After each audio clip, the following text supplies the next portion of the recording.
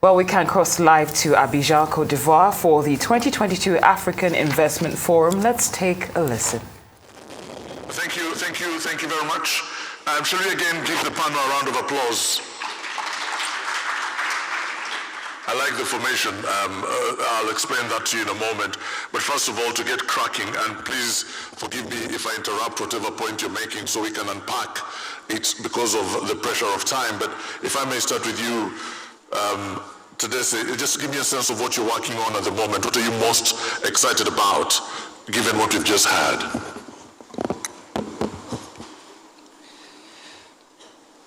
Good day, everybody, and thank you, Mr. Moderator. I think the one thing that comes to mind is really the reason why we all gathered around to create the AIF, which is really to focus on getting things done, right? Because I don't think we're short of analysis. Like many, I think, I've read a lot of different reviews and reports and statements on the challenges and the size of the development financing gaps in different sectors. I think we're almost at a level of paralysis by analysis. And that's why when President Adesina talked about AIF focusing on business networking and deal processing and transactions and all of that, I said, finally, we have a conference that is less talk, more action, more prospecting to get things to move on the ground. And so in that regard, I think there's a lot to be said around the progress that's been made in recent years. I've been personally involved with TDB, of course, in some of these groundbreaking transformational projects that we saw at the opening of this conference. I think it was yesterday, and I was so pleased to look back on what we've achieved, whether it's the floating LNG project in Mozambique that's going to be very transformational to Mozambique, or the standard gauge railway in Tanzania, which is actually a clean transport project. It's electricity driven, not fossil fuel driven. And these are the kinds of mega transformational projects that, you know, we can look back in the past 3-4 years and say African institutions have put their weight behind these important projects. So we're getting things done, but clearly we're not doing anywhere near what needs to be done. There's always what is referred to as a type 1 error versus a type 2 error. A type 1 error is you get, you know, the policies wrong, but you try to implement it and maybe you do it right. But the truth is we've known about diversification, we've known about industrialization, we've known about infrastructure, we've known about it for 50 years since independence. Right. So I also like to be provocative to say it's not for lack of knowledge that we have these challenges. Let's get cracking. Let's do the things that need to be done. We need to do serious diagnostics around why things are not happening. Are you, for example, banks working together as Exim, FDB, TDB, sitting around the same table and doing deals together? Is that happening? In this past 5 years, I can say confidently that we've been working so much more closely together than we ever have in our Does that mean that there's room for improvement? Well, definitely. I mean, we have one person on this panel who will speak soon, and that is one case in point where AFC and ourselves have rallied behind the project that this very bold entrepreneur has been trying to get off the ground. And 5 years ago, I wouldn't be able to point to any such project that we're trying to get involved in that is complex and requires upstream engagement and a little bit of risk-taking. Yeah, but how easy is it for those collaborations for you to set aside your interests and tell Dr. Adesina or Dr. Orama that let's have a coffee and crack this deal? How easy is that at the moment, or are there things to be overcome? Because before we start talking about trade, you, the money guys, need to be collaborating, right? Yeah, I mean, honestly, I would probably be speaking for most of the institutions you've mentioned. The level of collaboration today, the level of co-financing, the confidence that there is, broadly speaking, is very high. And when you go out there to people who are not Africans and you want to discuss these issues with them, do you collaborate in that effort as well? Is that easily achievable? Or is that something you're working on? I don't want to put you on the spot here. But, it's a good question, because the truth is, there are so many other financial actors in Africa, and the Africans, of course, have a critical role to play, but we're not the only ones. And I think credit needs to be given where it's due. There's a number of European, particularly financial institutions, that we've been working very, very closely with. The Germans, the French, AFD, KfW Group, CDC, which is now BII. They've been very active, and we work very closely with all of them. One of your guys, Tim Turner, talked at a panel that I was on, and he makes this point that there is a huge disconnect between perceived risk and real risk, and we'll come to that a bit later, because I find that very interesting as well. And Raj is a person that you are referring to, someone that you're working with on a project at the moment. Raj, tell us a little bit about that project that you're working on together with. Thank you for having me today, and I just want to say this forum becomes more important each year that this is progressing. And so for me, at the end of the day, one of the things that people underestimate, I think, given the demographics perhaps, is we are dealing with public goods. Governments want investments, and they're dealing with how to deliver certain public goods can be financed by national budgets, and certain public goods, actually, they're so capital intensive, require foreign direct investment. Yeah. So in that regard, what we have done is to say to governments and saying which of your value chains. Let me just stop you there for a bit and just roll back a bit, because I need to get this to the back of my head. I'm very pedestrian, I'm a journalist, I'm not very clever about things like this. But you are undertaking a pretty big project. Yes. What project is it? It's the East Africa Energy Security and Transition Project. Okay. It's based in Uganda, right. But it is a commitment made by the East African community to deal with handling the issue of energy security, because they import 100% of their energy products, and that doesn't even meet 20% of their need to become so what I'm saying is there are aspirations these countries have, but the distance between the aspiration relying on, somebody said, relying on global supply chains. Yeah. One of the biggest risks to economic productivity is the inability to have energy security when you're importing 100% of your energy products, and that doesn't even meet your demand. All right, so how then, so you are coming from a private sector position? You're in private sector, but you're managing to convince money guys to put money into your projects. What's that process like? Because it would be very interesting to learn from you what ought to be done, what boxes ought to be ticked in order to convince people to put all those millions of dollars into your projects. Right, so we have two parts of the equation. One is to convince the public sector, the Ugandans, to pursue a capital markets approach rather than public sector debt borrowing. So the model itself, let's take you to the capital market, show that it's a commercially viable enterprise. So that took us an effort, and that's because as you know, public sectors are used to borrowing, and it's easy to control the contracts and move that forward. But there was a vision in East Africa that said, we need to diversify our financial model. So that was the first challenge, right. And we put that proposal in, and they were aware of their financial diversification objectives, and we participated. The second one was, all right, we interrupt this live coverage for breaking news. This is coming out of Pakistan. Former Prime Minister Imran Khan has been shot in an apparent attempt on his life. He was leading a protest march from Lahore to Islamabad demanding snap elections. It comes after he was banned for 5 years from running for political office. According to reports, he was shot in the leg and he's currently in a stable condition. We'll have more on this breaking story as it develops. That's breaking news coming from Pakistan. However, we will return back to our live broadcast at the Africa Investment Forum in Abidjan. TDB was our first partner. Yeah. The second partner I went to was the African Finance Corporation, which they're founders of the AIF as well.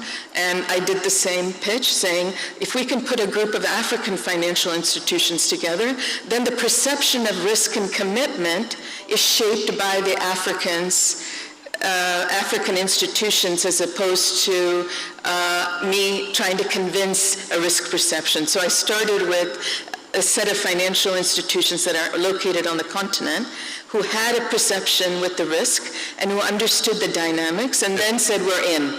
Now that's kind of, so those So when you have him on board, AFC becomes a much less complex conversation. Yes. And then we, that goes farther out. And then we approached AFDB, and they have a facility called Africa Legal Support Facility, which we partnered. Which helps with the contracts and the negotiation. Yeah, so we said our partner, the Ugandan government and the East Africans, we don't want to be mismatched in our lawyers, our advisors, their advisors. So we partnered with ALSF, and we signed an agreement. This is fantastic. So it was basically building a quilt. Yeah. And then we went to the Milken Institute, Mike Milken out of Washington, and they said, look, every year we bring young professionals and senior officials from African central banks and African ministries of finance. We will deploy them to you to work on this project. So the whole fabric of this is driven by East African governments, African financial institutions, young professionals from central banks. And so for me, and then the US government was an advocate saying, this is what we're driving, capital markets. So who's calling the shots at the moment? Is it you? Is it them? Is it the African institutions? No. Is it the Americans? They do tend to it's a pure project finance. Yeah. And we have to establish commercial viability and profitability, which we've done. I'll come back to you. Sorry, I'm not rushing the conversation. There's just so much to talk about. And I just want to now, just hear, from the point of view of someone else who has a lot of money to work with, is involved with lending infrastructure projects. You do have a lot of money, Mohan, do you not? You have a lot of money to play with. And by the way, if you have any infrastructure project, Mohan is the person to talk to. But when you listen to this conversation that's been happening, where do you fit into this equation? Yeah, the topic really is around how do we promote trade and investment in the continent, take advantage of the opportunity that's been laid out for investments and for entities here based on the Continental Free Trade Agreement that the countries have come together. So now there's an opportunity for this $3 trillion market and for us to invest here. What we're trying to do is to ensure that the infrastructure is in place to promote that type of trade.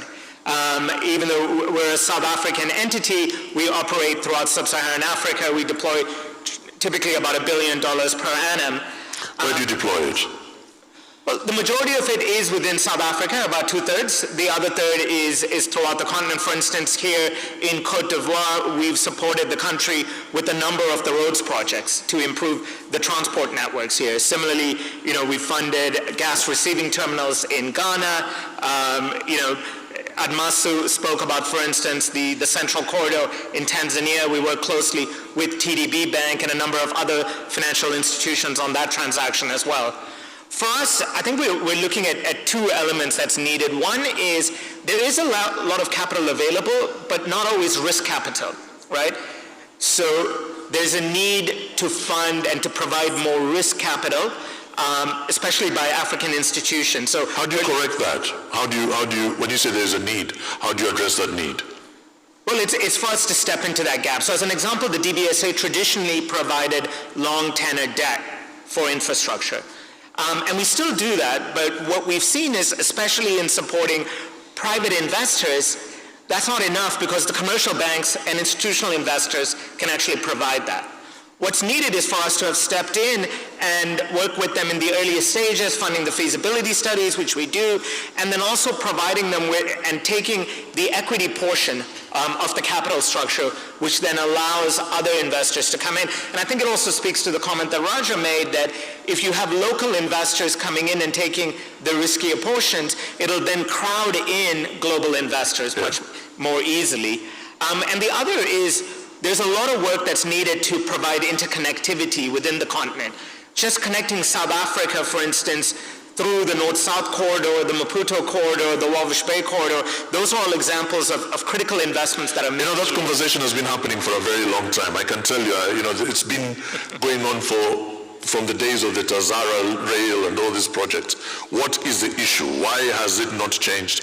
Why in 2022 are we still talking about it? Look, if I can speak about what is working, right? Within countries, there's a lot of investments that are happening within the infrastructure. We spoke about in Tanzania. In Namibia, for instance, we've recently concluded a $2.5 billion Namibian rand investment to improve the railways within Namibia. Similarly, we were part of a $600 million investment for a port in southern Angola, which is going to improve connectivity with, the interior regions. Where I think we've failed, to be honest, is in projects that cut across multiple countries. So for instance, from South Africa, Zimbabwe, Zambia, into the DRC, the level of transport connectivity is still very poor. And it's really hard. And we're not even going to talk about visas. I know that there's been an improvement, but there is an issue there that ought to be addressed. And the movement of labor, because I remember Dr. Rama talked about that as well. And I'll come back to Raja in a moment to talk about productivity, because that is an issue that needs to be addressed as well. But now, I wonder though, Bernard, your wider point is there's a need to address, that this issue of Africa Free Trade Area is really mostly a business and industry issue. Is that right? Yes. Oh, Bernard, sorry. I'll come back to you. Yeah, thank you. Yeah, I totally agree with you, because from the political point of view, the regulatory point of view, the fiscal point of view, I think the African Free Trade Area is a very good response.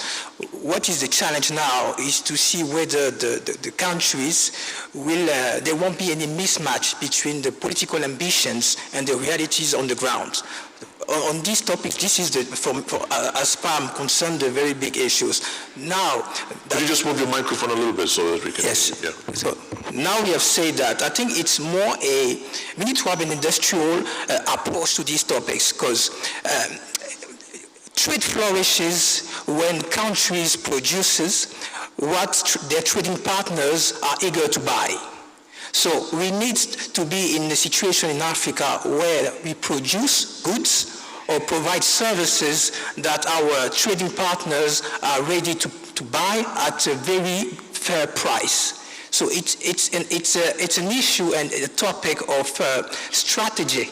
You need to have areas and regions in Africa focusing on their comparative advantages, so that in specific regions we will be focusing on specific products that will be able to move across the continent and being exported also.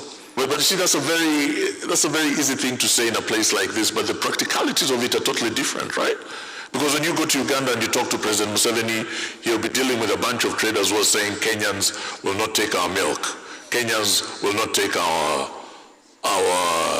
eggs. Until recently, the trade minister for Kenya said, the chickens was told by Ugandan minister that the chickens are imported, the day-old chicks are imported from Kenya. And so for you to reject the eggs, you're really just rejecting eggs that have been laid by Kenyan chickens. But you see, the point I'm making though is there are all these irritating tiny little things that need to be overcome. Do you sense that there is a willingness to address those issues? That's a very tricky question. At least when you listen to the political decision makers, there is a... You believe them? Yeah, I mean, I don't know if I believe them, but I believe what I see. Right. The thing is, there is a political will which is made by the policy makers. Now on the ground, we don't see these realities. That's what I was saying earlier. There is a mismatch between the political ambitions and the economic realities. Yeah. So when I don't know if you have the chance to travel across the continent by roads. We are supposed sometimes to be in free trade areas, but people who do this traffic often knows the households they go through. So the repercussions of the political ambitions are not fully incorporated on the ground so far. This being said, it's not necessarily a bad thing, but we're already in the process of improving things, and I think the African Continental Free Trade Area is a response to that. Now we need to make sure that these policies are applied on the ground. Tell me a bit about what Obara is doing across the continent. Obara Capital, your business. What do you do? Yeah, what we do is that we consider that one of the constraints in the development of the continent is the ability to our private sector companies to export value-added manufactured and processed goods. So we provide them with tailor-made financial instruments that allow them to reduce the cost of funding, to optimize the cost of resources, so that they are in the position where they can better compete with the global peers. Okay, so just give me an example of what you mean by that. So if I want to do something in Uganda, where I come from, how would you help me? Yes, take a concrete example. A couple of weeks ago, we have provided to a local cocoa exporter a 40 million euros facility to help them modernize, to help them invest in their processing capacities and reduce the cost of funding. 40 million euro? Yes. And that's in Cote d'Ivoire? That's in Cote d'Ivoire. Where did that money come from? That money comes from international banks. Did it come from African institutions? No. I mean, yes. It comes from international subsidiaries of African institutions. Okay, so what's that interaction like? What's your dealings like with African institutions? Are they open to people like you and people like the client that you helped? Yes, they are open to them, as long as you are able to provide them with the appropriate financial instruments that mitigate the perceived risks and the actual risks. So this is where we come over and we bring some sophistication in the way we can tailor-made instruments that meet the private banks' investment criteria and the realities of our clients. Okay, so let me just come back to you to this. Just tell me a little bit about a situation like that. You have money, lots of money. They're looking for money. They want to put the money down. They're going elsewhere to find that money. Is it because it's cheaper to find that money elsewhere? Is it because it's harder to get money from organizations like yours? Is it a question of attitude to risk? What is it that needs to be addressed in a situation like that? Well, the truth is it's a marketplace, and when you're doing international trade, you can get trade finance solutions from an African service provider or a global service provider.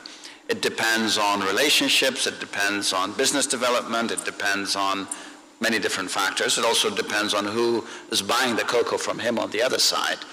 So, there's so many variables, and I think the truth is somebody like him would have a lot of options. Right. Right? And I think it's fair to say that just because I'm an African bank, I shouldn't insist on him, giving me the business, right? So if I never manage to get that business from him, it's my loss, and maybe I should think twice about it next time.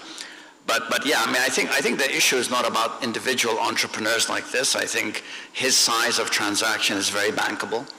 That's something that can be solved by many different players, including banks in Europe and even in the US perhaps, right? Because of the nature of what he's trading. I think the bigger problem is when you have the need to develop the underlying productive space, right? That's where it's a lot harder to get funding. What do you mean?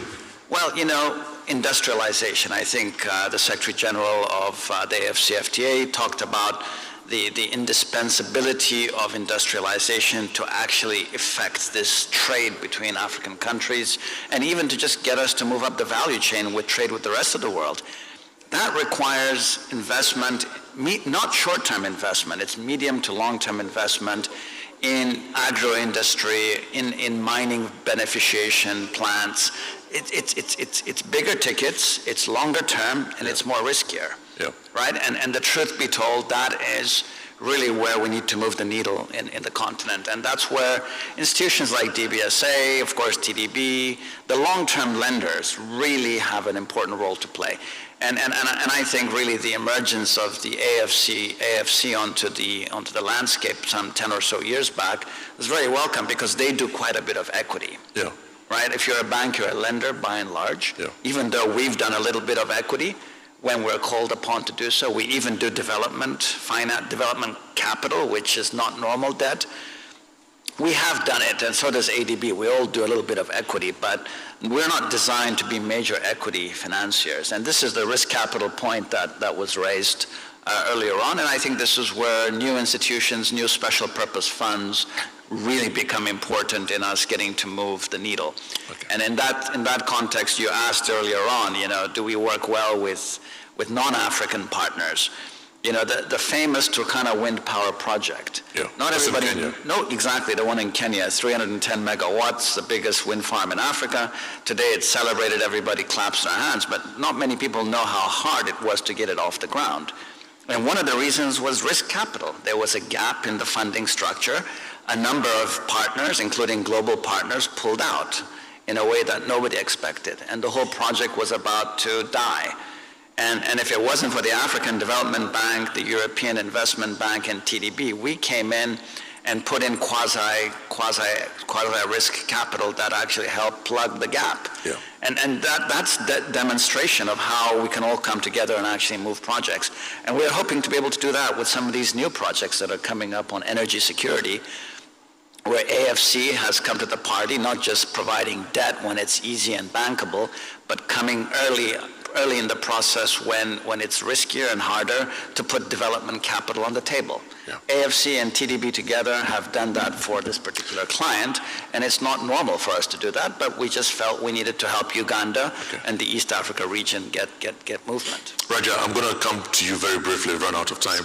You can see these huge signs that say, get out of here. No worries, no worries. Productivity is a big issue. Yeah. There is this plan, there is this need, infrastructure, but there's the element of the quality of the human capital, because it needs to be sustainable, right? Yeah, I mean, one of the big issues I think the head of the African Exim Bank and the Secretary General mentioned is about trade. And one of the issues of trade and goods and services is when we invest in this project for energy security, it's about 20 to 40,000 jobs over the course of this project. For example, we're looking for 10,000 welders to build this infrastructure, right? So we're encouraging governments, as part of the trade and infrastructure discussion, human capital has to be something that needs to be invested in, right? Without human capital and productivity, the issue about the scaling up of trade. East Africa has a free trade zone on its own before the African Greater Free Trade Act has taken place. So the movement of people, goods, and services has its own timing. But for me, when we are investing in infrastructure, human capital is a huge issue that needs to be taken into when you're talking about trade. Right. Because you're buying goods and services, right? You're buying services of human potential. So that productivity issue is sometimes perhaps underestimated in this equation, because we're looking at, have you built this? Have you put the right technology seems to take precedence sometimes. I've got a new app, I've got a smart technology here. But you do need a welder when it comes. You need a guy to know how to weld this pipe from this pipe. That's interesting. And where are the schools that, if we need them in the next 14 months.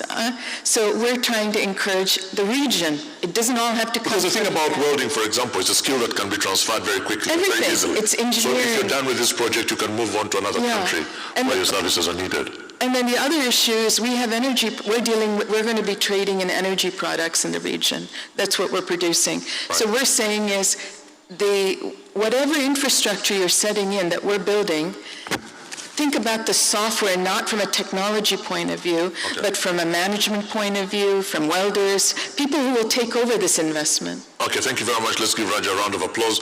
And Mohan, I just want you to spend the next 45 seconds just making that one point that you think has to be made, that one thing that you're sitting on that you're itching to say. Yeah, I think I've got out the main points, which is, we do need more risk capital coming through on the equity side. I guess a reflection for me was, I was on a boardroom yesterday on a transaction. Funny enough, it actually started coming through our deal pipeline. But what occurred to me was just one, being able to listen to the sponsor and see him live made a huge difference. The other thing around why it was so easy was actually oversubscribed between us, AFDB, and a couple of the other funders, was the fact that they were sitting on a pool of equity capital coming from the US, and they had a lot of experience. They were able to do this development. It's a hospital project in Ethiopia. Yeah. So the fact that that equity was in place, and they had done all of the early stage work already, made it quite easy for us as lenders to actually come in. So the question is, how do we allow and create more of those types of facilities to get more of these projects going? And to encourage trade across the nations of Africa. Finally, I'm going to ask you, Bernard, your final thoughts. You have about 14 seconds, literally, but I know you'll fit it in. Yeah, thank you very much. I think that if we manage to create an enabling environment, we will have the... Could you just change your mic a little bit, sorry? If we manage to create the enabling environment through the APSCA, for instance, and other policies, we will have real investment opportunities in Africa. And if these investment opportunities manage to attract resources both from local financial institutions and international FIs, we will reach our goals to faster intra-African trade and also manage to reach a stage where we have a strong complementarity in terms of productions and local exports. Yeah. Let's give my panel a round of applause. They truly deserve it. Absolutely brilliant. And Dr. Tedesse Admastus, President and Chief Executive Officer of TDB. And we also have Rajakumari Jandiala, who is the CEO of Yatra Ventures. Mohan Vivekanandan, who is the Group Executive for Client Coverage and Origination at DBSA. And Bernard Aite, who is the CEO of Obara Capital. Thank you very much, ladies and gentlemen, for being such an attentive audience.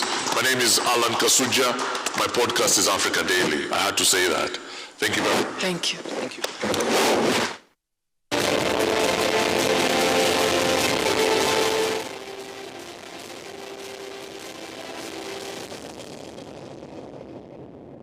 Interesting discussion on day 2 of the Africa Investment Forum 2022 from Abidjan in Côte d'Ivoire.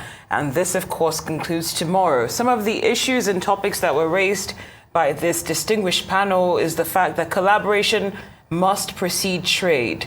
It was mentioned that Africans have played have a critical role to play, and there are European institutions that they are working with, but the issue of perceived risk and real risk persist.